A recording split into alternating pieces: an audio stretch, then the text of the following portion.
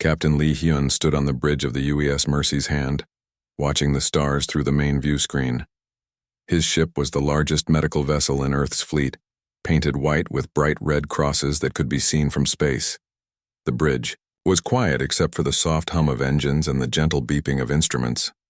"Captain, we're getting a message from the Galactic Cooperative," said Lieutenant B.A. Sue from the communication station. Her fingers moved quickly over the control panel as she worked to clear up the signal. Lee Hyun walked over to her station. He was a tall man with kind eyes and graying hair at his temples.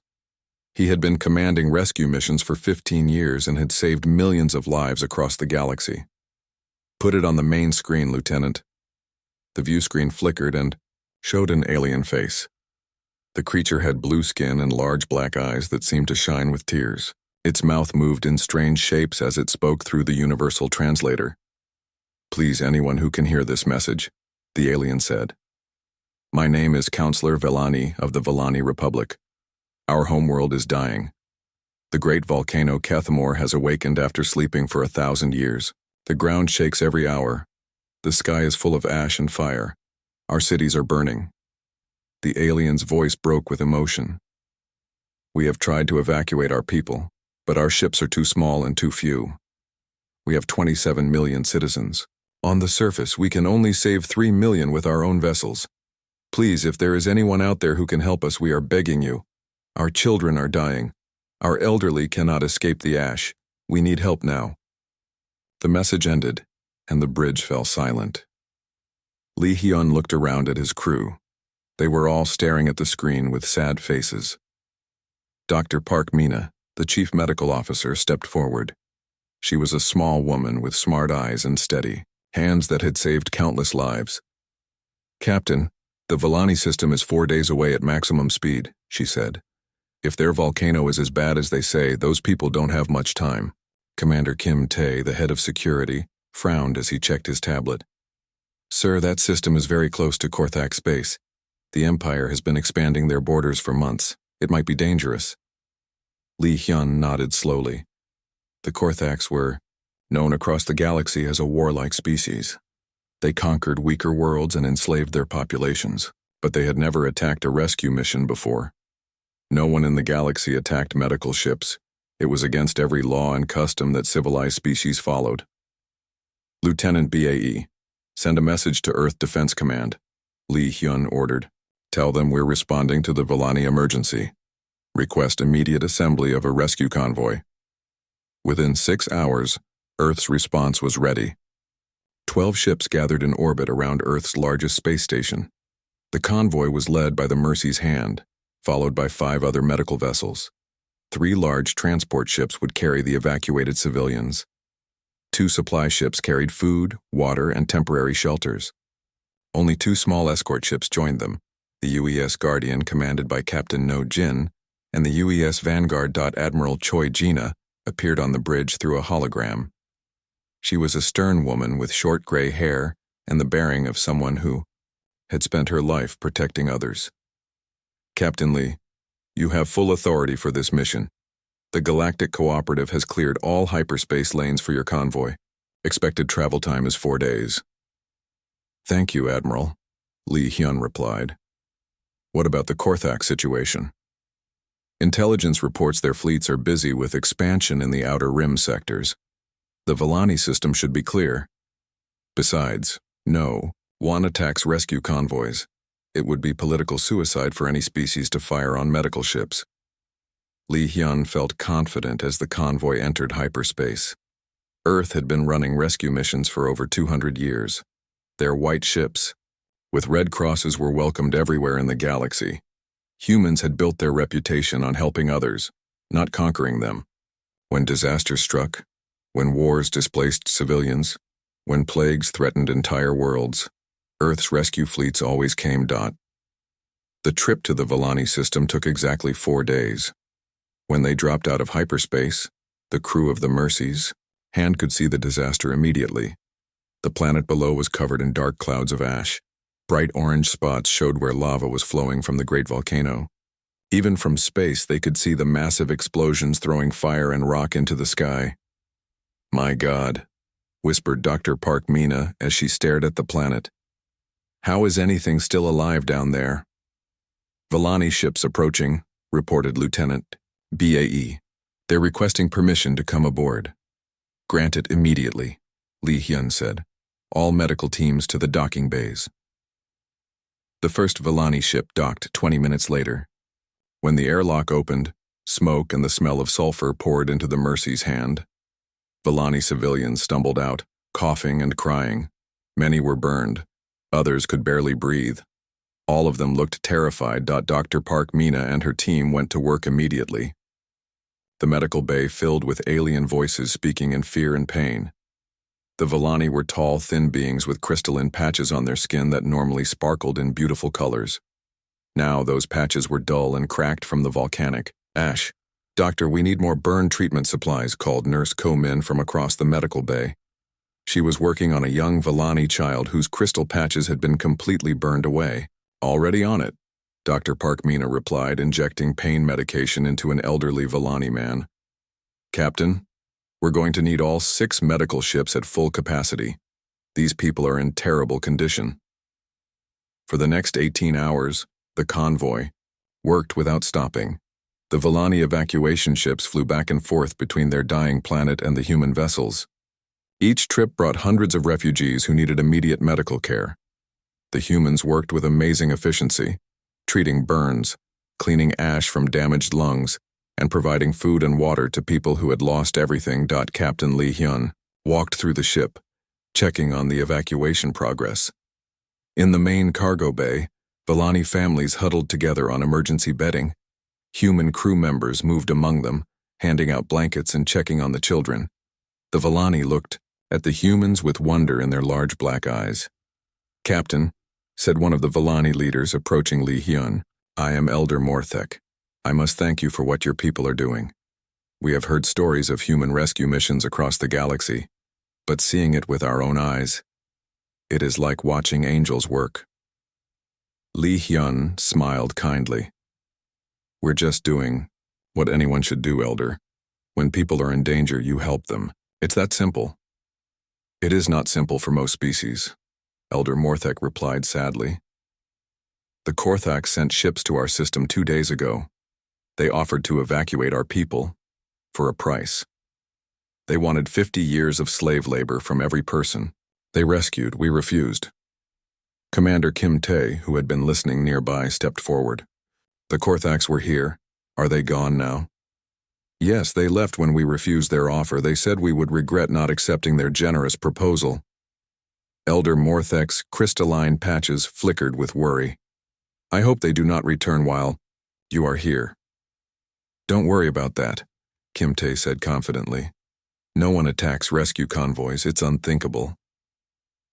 By the end of the second day, the convoy had evacuated over 2 million Villani civilians. The planet below continued to shake and burn. Massive lava flows had destroyed 3 of their largest cities. The volcanic ash was so thick that the rescue ships needed special filters to operate in the atmosphere. Dr. Park Mina was exhausted but kept working. She had been treating patients for 36 hours straight. Her medical team had saved thousands of lives, but she could see that many more Villani were badly injured. They needed the advanced medical facilities on Earth to survive. Captain, she said as Lee Hyun visited the medical bay, these people need surgery, tissue replacement, lung cleaning procedures that we can only do in Earth's hospitals. We should leave for home as soon as possible. Lee Hyun nodded. How many more evacuation runs do we need? The Villani say they can save another 300,000 with 1 more day of evacuations. But honestly, sir, the people we have now will die if we don't get them to proper medical facilities soon. It was a terrible choice. Save the people they had already rescued or stay and try to save more while risking the lives of those already aboard. Lee Hyun looked out at the dying planet. Every hour they stayed, more Villani suffered. Every hour they delayed leaving, the people in his medical bay got sicker. We'll do 1 more evacuation run, he decided. 12 hours maximum, then we leave for Earth immediately. The final evacuation went smoothly. Another 300,000 Villani civilians were brought aboard the convoy ships. The total number rescued was 2.3 million people, almost 10% of their entire population. It was the largest rescue operation in galactic history. As the convoy prepared to leave the Volani system, Elder Morthek came to the bridge to thank Captain Lee Hyun personally. "Captain, your people have saved our civilization," the elder said. "The Volani will remember this forever, if there is ever anything we can do to repay this kindness." "Just help others when you can," Lee Hyun replied. "That's how we make the galaxy a better place." The convoy entered hyperspace toward Earth. The ships were crowded with Volani refugees, but the humans worked constantly to keep everyone comfortable. Children, whoa. The convoy had been traveling through hyperspace for 2.5 days when Captain Lee Hyun made the decision to stop at the Halo Nebula. It was a routine rest stop that medical convoys had been using for over a century. The nebula's beautiful purple and blue clouds provided cover from solar radiation, while ships recharged their power systems and checked their equipment. "Dropping out of hyperspace in 30 seconds, announced Lieutenant BAE Sue from the communications station. Her voice was calm and professional, just like it had been for hundreds of routine operations. The 12 ships of the convoy emerged from hyperspace into the peaceful glow of the Halo Nebula. The clouds of gas and cosmic dust sparkled with their own light, creating one of the most beautiful sights in the known galaxy. Captain Lee Hyun had stopped here many times before during rescue missions. It was perfectly safe, a neutral zone, where no government-claimed territory and no military forces operated. "All ships report successful hyperspace exit," said Commander Kim Tae, checking his security screens. "Everything looks normal. The nebula is empty except for us." Dr. Park Mina was in the main medical bay, checking on her patients. The Volani refugees were recovering well during the journey. The children seemed to be adapting quickly to life aboard the human ships. Many of them had made friends with the human crew members, despite the language barriers. "How are our patients doing, Doctor?" asked Nurse Ko Min as she prepared medication for the evening treatment round. "Better than I expected," Dr. Park Mina replied, studying the medical reports on her tablet. "The lung damage from the volcanic ash is healing faster than normal. I think being away from that poisoned atmosphere is helping them recover quickly. We should be able to save almost everyone." In the cargo bays, Volani families gathered for their evening meal. Human crew members had learned to prepare food that the aliens could eat safely. Elder Morthek sat with a group of Volani children, telling them stories about their homeworld and the crystal cities they would rebuild someday. "Will the humans help us build new cities?"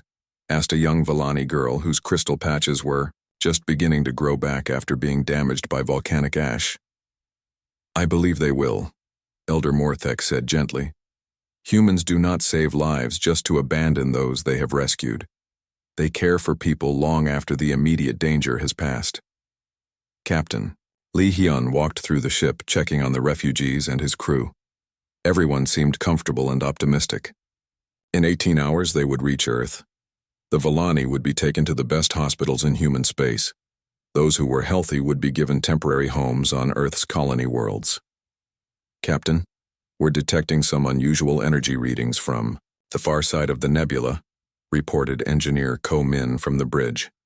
She was a young woman with sharp eyes who never missed anything unusual about her ship's systems. Lee Hyun returned to the bridge and looked at the sensor displays. "What kind of energy readings?" "Could be natural phenomena from the nebula itself," Ko Min said, adjusting her instruments.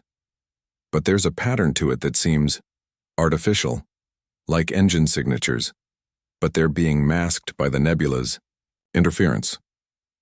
Commander Kim Tae frowned as he studied his own sensors. "I'm not detecting any ships. If there's someone out there, they're either very well hidden or very far away. Keep monitoring," Lee Hyun ordered. "But don't worry too much, this is neutral space. No one would bring military vessels into the Halo Nebula." On the escort ship Guardian, Captain No Jin was having the same conversation with his crew. Jin was a veteran of Earth's defense forces, a careful man who had protected dozens of rescue convoys during his career. His ship was small but fast, designed to detect threats and either fight them off or call for help from Earth's military. "Sir, I'm getting strange readings too," reported his sensor operator. There's definitely something out there, but I can't get a clear picture through all this nebula interference. Any idea what it might be? Jin asked. Size suggests multiple ships, possibly a full fleet. But they'd have to be running completely silent to hide this well. Jin felt a cold worry growing in his stomach. Military fleets didn't run silent in neutral space unless they were planning something they didn't want others to see. Send a coded message to the Mercy's Hand. Tell them we're detecting possible contacts and recommend increasing alert status. The message reached Captain Lee Hyun. 5 minutes later, he read it carefully and then called his senior officers to the bridge. Dr. Park Mina came up from the medical bay, still wearing her surgical gloves. Commander Kim Tae brought his latest security reports. "Gentlemen, lady," Lee Hyun said formally, "Captain Jin is detecting possible hostile contacts in the nebula. What are our options?" "We could leave immediately," Kim Tae suggested. "Jump back into hyperspace and take a different route to Earth." "That would add 2 days to our journey," Dr. Park Mina said with concern. "I have patients who might not survive that delay. Some of the lung damage cases are getting worse despite our treatment. They need Earth's medical facilities soon." Engineer Ko Min looked up from her sensor display. "Captain, I'm now detecting definite engine signatures. Multiple large ships moving toward our position. They're coming out from behind the nebula's densest part." "Can you identify them?" Lee Hyun asked. "Working on it. Wait, sir. Those are Korthak military vessels. I count at least 20 ships, including several heavy cruisers." The bridge fell silent. Everyone knew what Korthak ships meant. The Empire was the most aggressive military power in this part of the galaxy. They conquered weak civilizations and enslaved their populations. But they had never attacked rescue convoys. No civilized species attacked medical ships. "Red alert," Captain Lee Hyun ordered. "All ships, prepare for possible contact with Korthak forces. Lieutenant BAE, broadcast our medical status on all frequencies. Make sure they know we're a rescue convoy carrying civilian refugees." The Korthak fleet emerged from the nebula like wolves coming out of a forest. 23 ships in total, led by the massive battleship Bloodfang. Their black hulls seemed to absorb the nebula's colorful light, making them look like holes cut out of space itself. On the bridge of the Bloodfang, Admiral Vextar smiled as he watched the human convoy on his main screen. He was a typical Korthak, tall, covered in dark scales with yellow eyes that showed no mercy. He had been waiting in the nebula for 3 days after receiving intelligence about the human rescue mission. "Admiral, the human ships are broadcasting medical identification," reported his communications officer. "They claim to be carrying Volani refugees from the volcanic disaster." "I know exactly what they're carrying," Vexitar replied coldly. 2 million Volani civilians, workers and slaves that should belong to the Empire. The Volani refused our generous offer to evacuate their people. Now these humans think they can steal what is rightfully ours. "Sir, attacking medical ships would violate every galactic treaty. The other species would never forgive such an action." Admiral Vextar laughed, a sound like breaking glass. "The other species are weak. Once we demonstrate that even Earth's precious rescue ships can be destroyed, no one will dare oppose the Empire's expansion. Open a channel to the human vessels." On the Mercy's Hand, Captain Lee Hyun watched the Korthak fleet spread out around his convoy. His 12 ships were completely surrounded. The 2 small escort vessels looked tiny compared to the massive alien warships. "Incoming transmission from the Korthak flagship," Lieutenant BAE reported. "Put it on screen." Admiral Vextar's face appeared on the main view screen, his yellow eyes fixed on Captain Lee Hyun with predatory focus. "Human Captain, I am Admiral Vextar of the Korthak Empire. You are trespassing in Imperial space with stolen property." "Admiral, this is Captain Lee Hyun of the Earth medical vessel Mercy's Hand," Lee Hyun replied calmly. "We are a humanitarian convoy carrying civilian refugees under the protection of galactic law. We are not in Imperial space. This is the neutral Halo Nebula. The Volani system is now claimed by the Empire," Vextar said. "All Volani citizens are Imperial subjects. You will transfer them to our ships immediately for proper processing." Dr. Park Mina stepped up beside Captain Lee Hyun. Admiral, these people are injured and sick. They need medical treatment, not processing. Many of them will die without proper care. Vextar's expression didn't change. That is not the Empire's concern. You have 10 minutes to begin transferring the Vellani to our ships. If you refuse, we will take them by force. We cannot and will not turn over refugee civilians to military forces, Lee Hyun said firmly. These people asked for help, and we gave it freely. They are under Earth's protection now. Then you have chosen to die protecting them, Admiral Vextar replied. How noble. How pointless. The transmission ended. Captain Lee Hyun looked around his bridge at his crew. They all knew what was about to happen, but none of them could quite believe it. In over 200 years of rescue operations, no one had ever threatened to attack Earth's medical ships. Captain Jin is requesting permission to engage. Commander, Kim Tae reported from his station. Denied, Lee Hyun said quickly. 2 escort ships cannot fight 23 cruisers. Lieutenant BAE, send an emergency message to Earth. Tell them our situation and coordinates. Sir, I'm trying, but the Korthaks are jamming our long-range communications, BAE said desperately. Keep trying. Use every frequent. Admiral Choi Jina was reviewing agricultural aid reports when the emergency transmission reached Earth Defense Command. It was a quiet Tuesday morning, and she had been discussing plans to send farming equipment to the Outer Rim colonies. The conference room was filled with civilian officials talking about crop yields and irrigation systems. Then Lieutenant Commander Park Soo burst through the doors without being announced. His face was white with shock, and his hands were shaking as he carried a datapad. Admiral, we have an emergency transmission from the Vellani rescue convoy, he said, his voice barely controlled. You need to see this immediately. Choi Jina took the datapad with a frown. Captain Lee Hyun's convoy should have been safely traveling through hyperspace, still 2 days away from Earth. There was no reason for emergency transmissions unless something had gone terribly wrong. She pressed play and watched Captain Lee Hyun's final message. The recording was damaged and full of static, but the words came through clearly. They are firing on medical ships carrying civilian refugees. Tell Earth what they did to the innocent. The agricultural official stopped talking. Everyone in the room stared at the screen as the transmission showed plasma fire hitting white ships marked with red crosses. They could see the Guardian exploding, taking Captain No Jin and his entire crew with it. They watched transport ships full of refugees being systematically destroyed by Korthak warships. This cannot be real, whispered Director Nam Gil from Earth Intelligence Service. No one attacks rescue convoys. It's against every law of civilized behavior.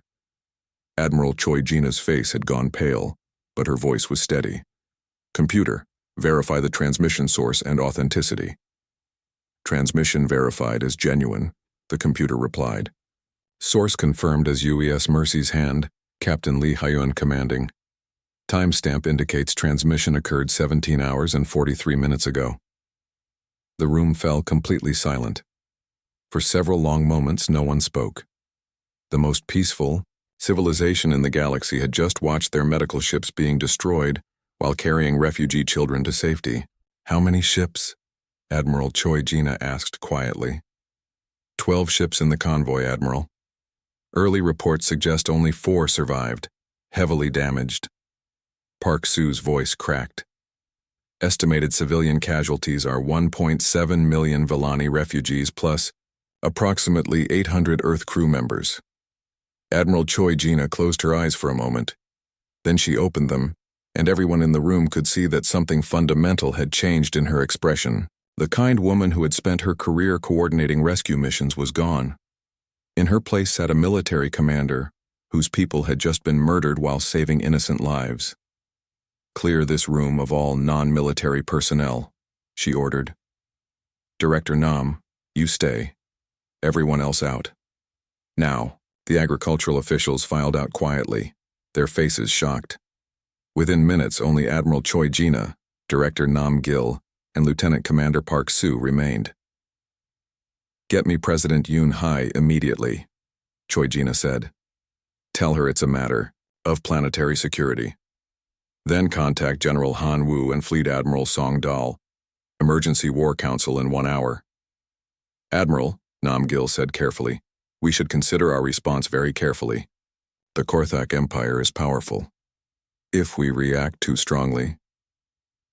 Admiral Choi Jina turned to look at him with eyes like ice. Director, they fired on medical ships. They killed refugee children. They murdered our people while they were saving lives. There is no response that could be too strong. 1 hour later, President Yoon Hai sat in Earth's most secure conference room, staring at the same recording that had shaken Admiral Choi Jina. The president was normally a calm, thoughtful woman who preferred diplomacy to military action. She had spent her political career promoting peace and humanitarian aid across the galaxy. Show me the recording again, she said quietly, for the 3rd time. The conference room watched Captain Lee Hyun's convoy being destroyed.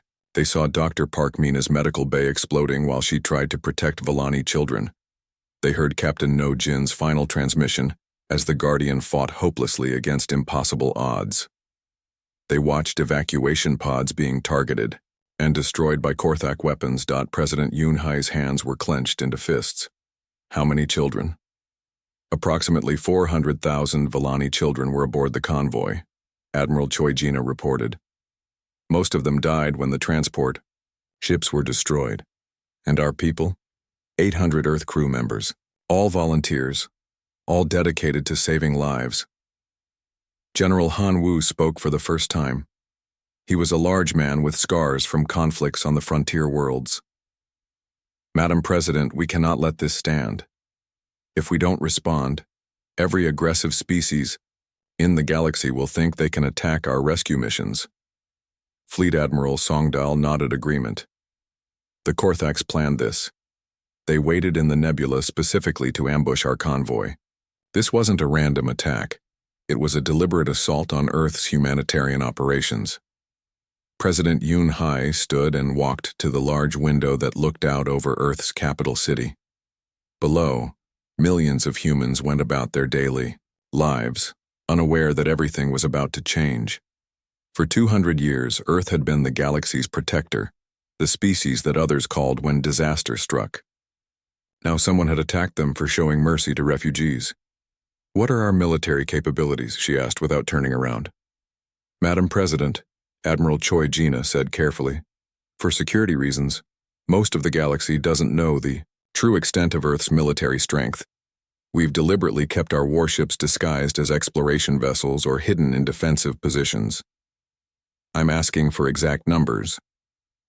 We have 47 battle fleets currently active with another 30 in reserve status. Each fleet contains approximately 200 ships.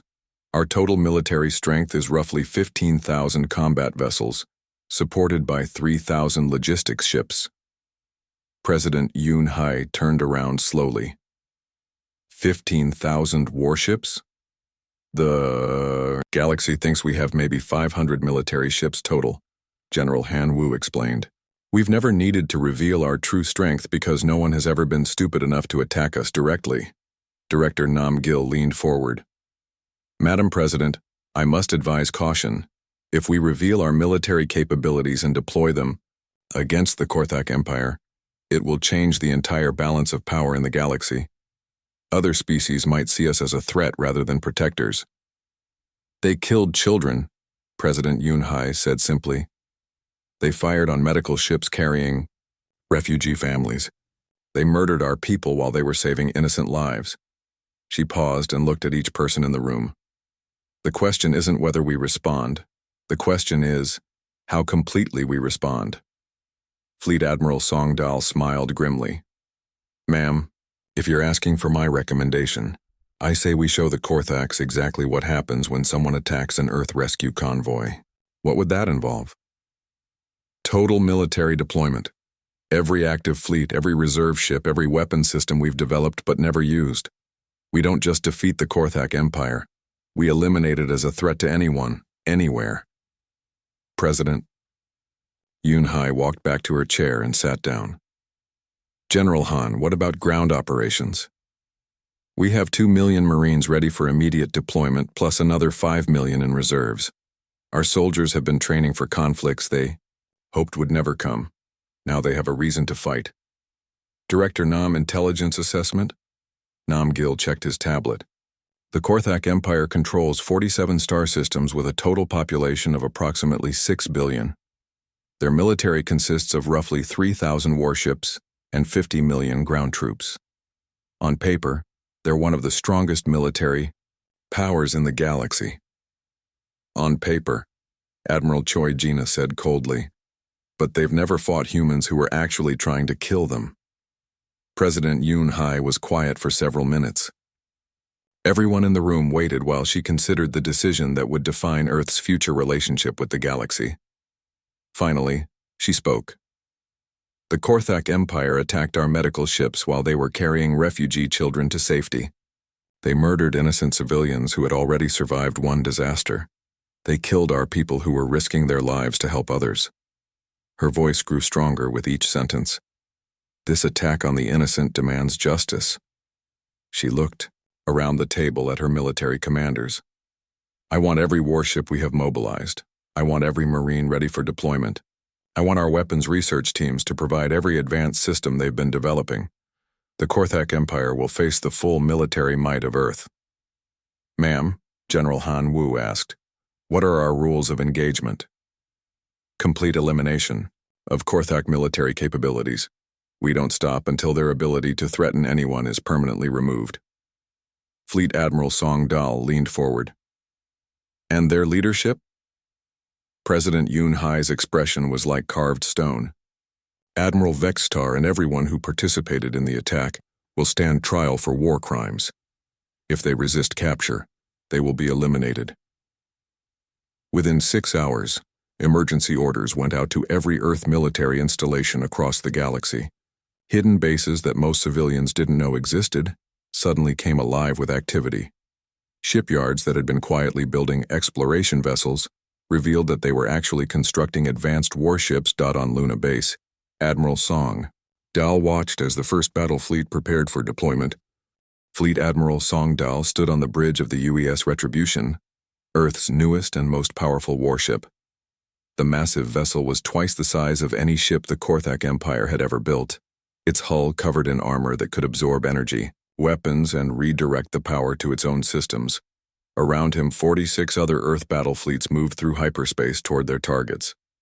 Admiral, we're approaching the Nexus Prime system, reported Captain Lim Seo, the Retribution's commanding officer. She was a veteran of the frontier wars, chosen personally by Songdal to command his flagship. All fleets report ready status.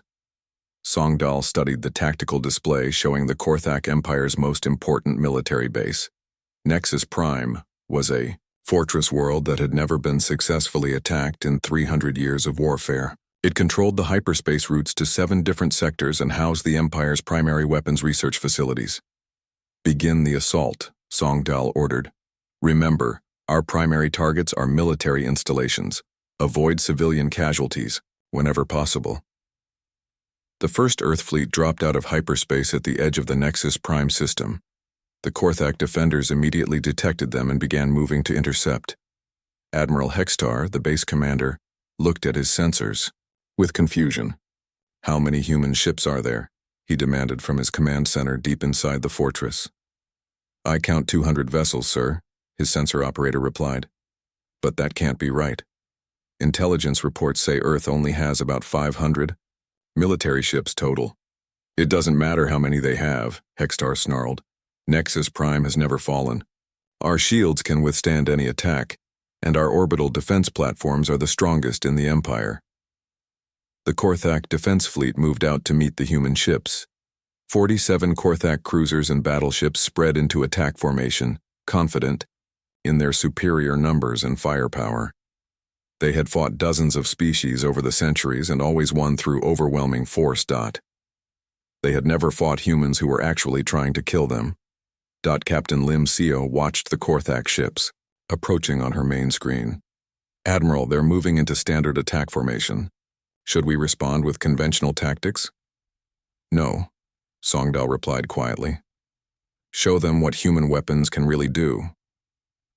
The Retribution's main guns fired for the first time in combat. The particle beam weapons had been designed in secret laboratories, over decades of peaceful research. They drew power directly from the ship's fusion reactors and focused it into beams that could cut through any known armor. The lead Korthak battleship simply ceased to exist. One moment it was there, advancing confidently toward the human fleet. The next moment there was only empty space and a rapidly expanding cloud of debris. What was that weapon? Admiral Hextar demanded, staring at his tactical display. How did they destroy the Bloodclaw so completely?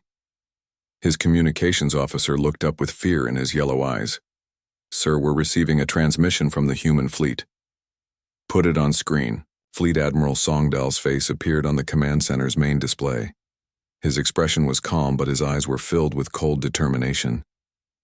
Admiral Hextar, I am Fleet Admiral Songdal of the Earth Defense Forces. You are ordered to surrender all military facilities and personnel immediately. I will never surrender to humans, Hextar replied angrily.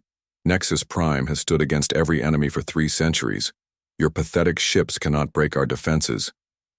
We're not here to break your defenses, Songdal said simply. We're here to eliminate your ability to threaten civilian vessels. You have 60 seconds to begin evacuation of all non-military personnel. The transmission ended. Admiral Hextar looked around his command center with confusion. Eliminate our ability? What does that mean? He found out 30 seconds later when the human fleet opened fire with everything they had. 200 ships fired simultaneously, their combined particle beams striking Nexus Prime's orbital defense platforms. The massive weapon systems that had protected the fortress world for centuries melted like ice under a blowtorch. Shields, down to 30%, someone shouted. They're cutting through our defenses like they weren't even there. How is this possible? Hextar whispered. No one has weapons this powerful. On the Retribution's bridge, Captain Lim Seo coordinated the assault with military precision. All targeting systems locked onto military installations. Orbital platforms eliminated, beginning surface bombardment of weapons facilities. Songdal watched the tactical display as Earth's weapons systematically destroyed every military target on Nexus Prime. Manufacturing plants that built Korthak warships vanished in balls of white fire. Training academies where young Korthaks learned to be soldiers were reduced to glowing craters. The fortress's main command bunker, buried a kilometer underground, was cracked open by focused particle beams. Sir, the remaining Korthak ships are trying to escape, reported the tactical officer. Let them go, Songdal ordered. Our mission is to eliminate military capabilities, not to slaughter fleeing crews, but make sure they understand what they've seen here. 6 hours after the battle began, Nexus Prime surrendered.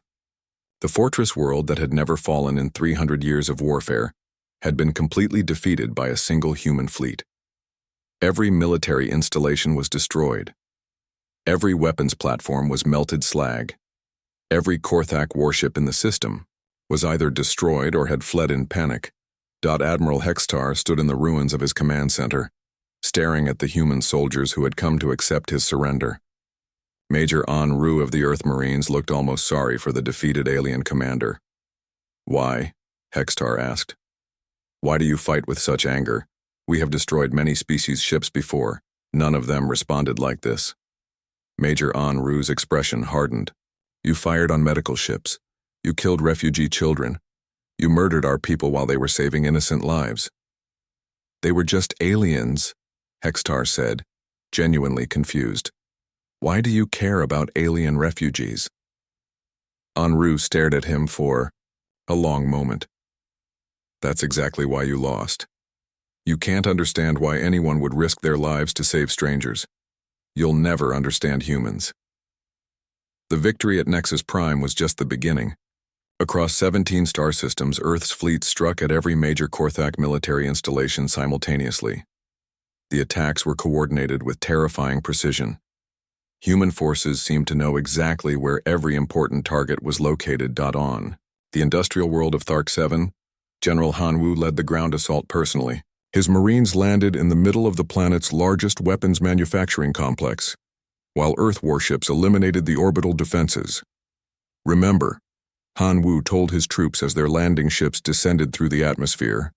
"We're here to stop weapons production, not to harm civilians. Anyone who surrenders will be treated with respect." The Korthak defenders fought bravely, but were completely outmatched. Human battle armor could withstand their energy weapons, while human rifles could punch through Korthak shields with ease. The manufacturing complex that had been producing ships for the Empire's expansion was captured in 4 hours. Colonel Jiang Ho found the factory's civilian workers huddled in a shelter, terrified of what the human soldiers would do to them. "We're not going to hurt you," he told them through a translator, "but this facility will be permanently shut down. No more warships will be built here." "What about us?" asked one of the Korthak workers. "What happens to our families?" "You'll be relocated to civilian areas and given assistance finding new jobs," Jiang Ho replied. "Humans don't make war on innocent people." The worker stared at him in amazement. "But we are enemies. Why would you help us?" Jiang Ho looked tired. "Because helping people is what humans do. Even when we're angry enough to destroy your military, we still don't want innocent families to suffer." Admiral Vextar, the commander, who had ordered the attack on the rescue convoy, watched the destruction of his empire from his flagship Dominator. Every military base he had spent decades building was being systematically eliminated. Every weapon he had used to terrorize weaker species was being destroyed by human forces. "Admiral, we're receiving surrender offers from 14 different sector commanders," his communications officer reported. "They want to negotiate with the human forces." "No negotiations," Vextar snarled. "We are the Korthak Empire. We do not surrender to anyone." "Sir, our military strength is down by 60%. The humans have destroyed or captured most of our major installations. At this rate, we'll have no effective fighting force left within a month." Vexatar turned to stare at the tactical display, showing the progress of the human assault. Red markers indicated destroyed bases. Yellow markers showed installations under attack. Green markers for operational facilities were disappearing every hour. "How are they doing this?" he asked quietly. "How do they have so many ships? How are their weapons so much more powerful than ours?" His intelligence officer looked up from his station. "Sir, we've been monitoring their communications. It appears that Earth has been hiding their true military capabilities for centuries. They've been building weapons and ships while pretending to be a peaceful civilization." "You mean they've been planning this war for decades?" "No, sir. From what we can determine, they never intended to use these weapons. They built them for defense only. We forced them to reveal their—" Admiral Vextar stood on the bridge of his flagship Dominator, staring into the swirling darkness of the Void Nebula. Around him, the last 47 ships of the once mighty Korthak Empire drifted in silence, their crews waiting for the inevitable. And 3 months of running and hiding had reduced the proud Imperial fleet to a handful of desperate survivors. "Admiral, long-range sensors are detecting multiple hyperspace signatures," reported his sensor operator, his voice barely a whisper. "The humans have found us." Vexatar closed his yellow eyes for a moment. He had known this day would come. Ever since he gave the order to fire on that medical convoy, everything had gone wrong. The empire he had served his entire life was gone, destroyed by an enemy he had never understood. "How many ships?" "I count over 2,000, sir. Every human fleet in the galaxy appears to be converging on our position. 2,000 ships." Vextar almost laughed at the absurdity of it. The Empire had started this war believing that humans were weak, that their peaceful nature made them easy targets. Now the full military might of Earth was coming to finish what he had begun by attacking innocent refugees. On the bridge of the UES Retribution, Fleet Admiral Song Dal watched his massive fleet take position around the Void Nebula. Ships from every corner of human space had joined the final assault. This wasn't just about military victory anymore. This was about justice for the children who had died in the Halo Nebula. "All fleets report ready status," announced Captain Lim Seo. "The nebula is completely surrounded. No escape routes remain." Song Dal opened a communication channel to the entire human fleet. "All commanders, this is Admiral Song Dal. The last remnant of the Korthak military is trapped in the nebula before us. These are the ships that supported Admiral Vextar when he ordered the attack on our rescue convoy. Today we finish what they started." He paused, thinking of Captain Lee Hyun and Dr. Park Mina, and all the others who had died trying to save innocent lives. "Remember why we're here. Remember the children who died because someone thought they could attack medical ships without consequences. Today, justice is served." The human fleet began to enter the nebula in perfect formation. Ship after ship emerged. From the cosmic dust clouds, their weapons powered and their crews ready for the final battle of the war. Admiral Vextar watched them come with a mixture of fear and strange admiration. The humans moved with such precision, such coordination. Every ship knew exactly where it needed to be. Their formation was beautiful and terrible to watch.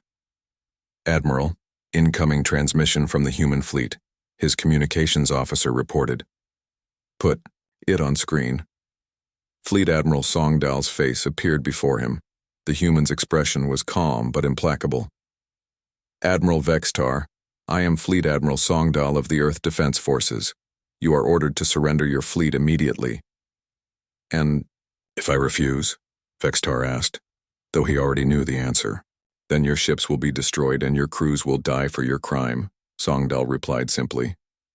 "You fired on a rescue convoy carrying refugee children. You murdered innocent civilians who had already survived one disaster. There is no negotiation." Ginterbeño looked around his bridge at his remaining officers. They were all staring at him, waiting for his decision. These were soldiers who had followed him faithfully for years. Did he have the right to condemn them to die for his mistake? "What guarantee do I have that my crews will be treated properly if we surrender?" "Korthak military personnel will be imprisoned but treated according to galactic standards," Songdal said. "Your civilian support staff will be repatriated to Korthak civilian territories. But you, Admiral Vextar, and your command staff will stand trial for war crimes." "War crimes? We were following standard military doctrine." Songdal's expression hardened. "Standard military doctrine does not include firing on clearly marked medical ships carrying civilian refugees. You committed mass murder, Admiral. You will answer for it." The transmission ended. Admiral Vextar stood in silence for several minutes, thinking about the choice before him. He could order his ships to fight and die in a hopeless battle, or he could surrender and face justice for what he had done. "Admiral," his first officer asked quietly, "what are your orders?" Vextar looked at the tactical display showing 2,000 human warships surrounding his tiny fleet. Even if they fought with desperate courage, they would last perhaps an hour against such overwhelming force. His crews would die for nothing. "Signal all ships to power down weapons and prepare for surrender," he said finally. "This war is over." The formal surrender took place aboard the Retribution in a conference room that had been prepared specifically for this moment. Admiral Vextar and his senior commanders stood before a table, where Fleet Admiral Songdal and his staff waited with the surrender documents. "Admiral Vextar," Songdal said formally, "do you acknowledge that you ordered the attack on the Earth medical convoy in the Halo Nebula?" "I do," Vextar replied quietly. "Do you acknowledge that this attack resulted in the deaths of approximately 1.7 million civilian refugees and 800 Earth crew members?" "I do. Then by the authority granted to me by the Earth Defense Forces and the Galactic Cooperative, I place you and your command staff under arrest for war crimes against civilian populations." Human Marines moved forward to escort the Korthak officers to detention. As the restraints were placed on his wrists, Admiral Vextar looked up at Songdal. "I need to ask you something," Vextar said. "Why did you fight so hard for alien refugees? They weren't even your people." Songdal stared at him for a long moment. "That's exactly why you lost this war. You can't understand why anyone would risk their lives to save strangers. You'll never understand humans." 6 months later, the war crimes trial began on Earth. The proceedings were broadcast across the galaxy, watched by billions of beings who wanted to see justice done for the Halo Nebula massacre Judge Kim Won, Earth's Chief Justice, presided over the tribunal. She was a small elderly woman with kind eyes and an iron will. The courtroom was filled with representatives from dozens of species, all watching as the evidence was presented. The prosecution will now present the primary evidence, Judge Kim Won announced. The main screen in the courtroom showed the final transmission from the UES Mercy's hand. The entire galaxy watched as Captain Lee Hyun's convoy was systematically destroyed by Korthak weapons. They saw medical ships burning. They heard the screams of dying children. They watched evacuation pods being targeted and destroyed. Elder Morthek, one of the few Villani survivors, testified about the rescue operation. The humans came to save us when no one else would, he said, his crystal patches flickering with emotion. They risked their lives to carry our children to safety, and then the Korthaks fired on ships full of families who had already lost everything. The courtroom was silent as the elder continued. My granddaughter was aboard the transport ship Harmony when it was destroyed. She was 6 years old. She died because someone thought alien children weren't worth protecting. Admiral Vextar's defense attorney argued that his client had been following military orders and that the attack was a legitimate act of war. Judge Kim Won listened patiently to all the arguments before delivering her verdict. The evidence is overwhelming, she said. The defendant knowingly ordered attacks on clearly marked medical vessels carrying civilian refugees. The ships were broadcasting medical identification on all frequencies. The crew were wearing medical insignia. The refugees aboard were obviously non-combatants. She looked directly at Admiral Vextar. The moment you fired on those who came to rescue the innocent, you abandoned any claim to honor or military necessity. This court finds you guilty of war crimes against civilian populations. The sentence was life imprisonment on Titan's penal colony. As the guards led him away, Judge Kim Won's final words followed him.